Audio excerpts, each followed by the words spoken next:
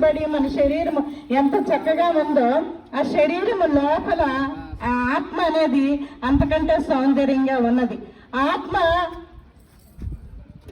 ఈ భూమి మీద శరీరంలో ఆత్మ ఉన్నంత కాలము ఆ యొక్క శరీరం చేసే పనుల యొక్క ప్రభావం అంతా పడుతూ ఉంటది. అయితే ఈ భూమి మీద ఆ శరీరంలో ఆత్మ ఉన్నప్పుడు ఎవరైతే పాపం చేశారని గ్రహిస్తారో వారి పాపాలు ఈ భూమి మీద క్షమించబడితేనే ఆ ఆత్మ స్వర్గానికి వెళ్తుంది. ఒకవేళ భూమి మీద పాపాలు క్షమించబడ్డాయి అనేటటువంటి అనుభవం లేకపోతే ఆ యొక్క ఆత్మ నరకానికి వెళ్ళిపోతుంది. మీరు అనుకోవచ్చు మేమేం పాపం చేశామో అని అనుకోవచ్చు, కానీ మనిషి అనేటటువంటి వాడు జన్మతః కర్మతః పాపి. తల్లి గర్భంలో పుట్టడమే పాపంలో పుడుతూ ఉంటాడు. అటువంటి మనిషి పాపం పోవటానికి ఒక పరిశుద్ధులైనటువంటి వ్యక్తి రక్తం ద్వారా విమోచన కలుగుతుంది.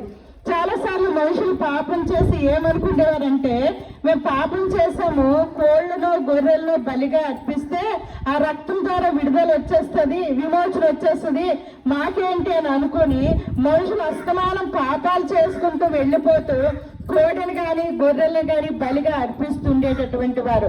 కానీ మనకంటే చిన్నదైనటువంటి ఆ కోడి కానీ గొర్రె కానీ మన పాపాలని తాత్కాలికంగా కప్పివేసేదే కానీ శాశ్వతంగా ఆ పాపాల నుంచి విడుదల కలిగించేది కాదు.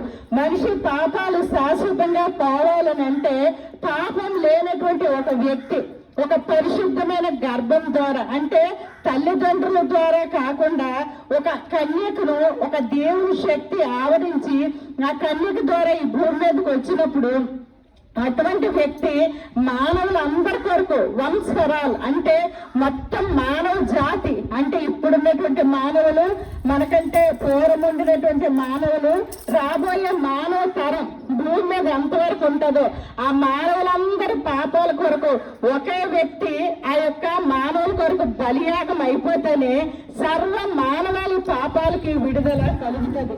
ఆ విధంగా విడుదల కలగడానికి కొరకు అయితే కొన్ని 2000 సంవత్సరాల క్రితము యేసు ప్రభు అన్నటువంటి ఒక వ్యక్తి ఈ భూమి మీదకి ఒక కన్యక గర్భంలో భూమి మీదకి వచ్చారు. భూమి మీదకి వచ్చి మనుషులందరి పాపాల కొరకు మరణించి తిరిగి లేచి ఇప్పుడు సజీవంగా ఉన్నారు. అందుకనే మానవుడు పాపాలు పోవాలంటే ఏదో చెయ్యక్కర్లేదు, ఎక్కడికో వెళ్ళక్కర్లేదు, ఏదో అంటే మనం పొర్లు దండాలో లేదంటే కొండలో ఎక్కవసరం లేదు. కానీ ఎవరు ఎక్కడ ఉన్నా సరే, దేవా నేను పాపిని, నా పాపాలు క్షమించు అన్నటువంటి ఒక మాట మనస్ఫూర్తిగా చెప్తే చాలు పాపాల నుంచి దేవుడు విడిపిస్తాడు. ఎప్పుడైతే పాపాల నుంచి విడుదల కలుగుతుందో నిత్యము నివసించే ఆత్మ శాశ్వతమైన స్వర్గంలోనికి వెళ్తుంది. ఎంత అంటారు కదా, ఇంత బ్రతుకు బ్రతికి అన్నట్టుగా, అలా కాకుండా మనం ఎంతో చక్కగా బ్రతుకుతాము. ఏ చిన్న వస్తువు కొనుక్కున్నాం ఈ రోజుల్లో ప్రతిదానికి ఇన్సూరెన్స్ చేయిస్తూ ఉంటాం. ఏది పాడైపోతుందో, టీవీ కానీ వాషింగ్ మిషన్ కానీ ఇంకే కాస్ట్లీ ఐటమ్స్ కొన్నా ఇన్సూరెన్స్ లేకపోతే ఎట్లాగా అని. ఈవెన్ ఫారిన్ కంట్రీస్ లో, ఈవెన్ మన ఇండియాలో కూడా మన హెల్త్ విషయంలో కూడా ఇన్సూరెన్స్ మనం చేయించుకుంటూ ఉంటాం.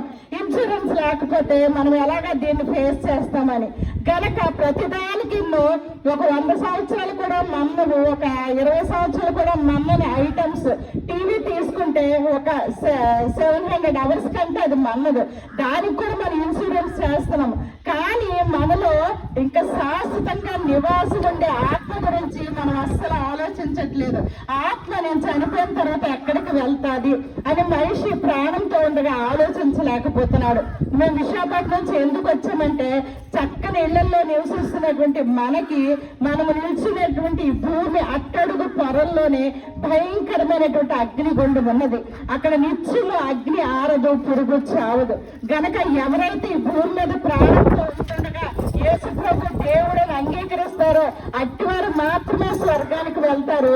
మిగిలినటువంటి వారు నిత్య నరకాగ్నిలోకి వెళ్ళిపోబోతున్నారు. దయచేసి ఒక్కసారి ప్రియమైన వారులారా మీరు ఆలోచించండి. మీరు చక్కని ఇళ్లలో నివాసం ఉంటున్నారు, అన్ని గృహాలు ఒకేలా చక్కగా ఉన్నాయి. కానీ మీ యొక్క శరీరంలో ఉన్నటువంటి ఆత్మ దేవుని దగ్గరికి వెళ్ళాలి అంటే ఈ భూమి మీద ప్రాణంతో ఉంటుండగా పాపాలు క్షమించబడాలి గనక ఒక్కసారి ఏమీ చెయ్యక్కర్లేదు. ఉన్నపాటిన దేవా నేను పాపిని, నా పాపాలు క్షమించు అని చిన్న మాట మనస్ఫూర్తిగా అడిగితే చాలు, దేవుడు మీ పాపాలు శాశ్వతంగా పరిష్కరించి మీరు ఈ భూమి మీద 100 సంవత్సరాలు 120 సంవత్సరాలు బ్రతికిన తర్వాత మీరు స్వర్గానికి వెళ్ళే కృపా ధన్యత దయచేయబోతున్నారు. దేవుడు మిమ్మల్ని అందరినీ దీవించును గాక. ఆమేన్. ఆమేన్.